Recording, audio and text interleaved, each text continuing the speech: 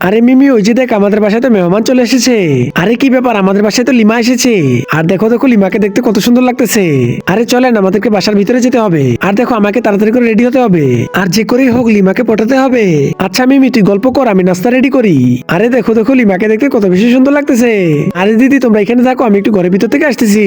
আরে চুলগুলোকে আমাকে তাড়াতাড়ি করে ঠিক করতে হবে। আর আমার মুখেও কিছু ক্রিম লাগাতে হবে, যাতে করে লিমা আমাকে দেখে ক্রাশ খেয়ে যায়। এই তো আমি এবার নায়কের মতো রেডি হয়েছি। হ্যাঁ হ্যাঁ, আর ওই যে দেখো লিমারা তো নাস্তা খাচ্ছে। আর এখানে তো 4টা নাড়ু রয়েছে, আমাকে কিছু একটা করতে হবে। আরে আরে লিমা, এই যে নাও, তুমি নাড়ু খাও। আরে ধন্যবাদ রাব্বি। আরে আমি এখন কি করবো কিছুই বুঝতেছি না, এখানে দাঁড়িয়ে থেকে লিমাকে দেখতে থাকি। আরে রাব্বি, তুমি কি কিছু বলতে চাও? বন্ধুরা, যাদের মা নেই তাদেরকে গিয়ে জিজ্ঞেস করো মা ছাড়া পৃথিবীটা কত কষ্টের। আর বন্ধুরা, তোমরাও যদি তোমাদের মাকে খুব বেশি ভালোবেসে থাকো, তাহলে অবশ্যই ভিডিওতে একটি লাইক করে চ্যানেলটিকে সাবস্ক্রাইব করে দাও। আর যারা লাইক সাবস্ক্রাইব করবে না, আমি মনে করবো তারা তাদের মাকে ভালোবাসে না। আচ্ছা আপনারা থাকেন, আমরা এখন চলে যাব। আরে আরে কি ব্যাপার, আপনারা এখনই চলে যাবেন? আরে দেখো দেখো লিমা আমাকে ছেড়ে চলে যাচ্ছে। আরে মা, তুমি একটু অপেক্ষা করো, আমি এখনই আসতেছি।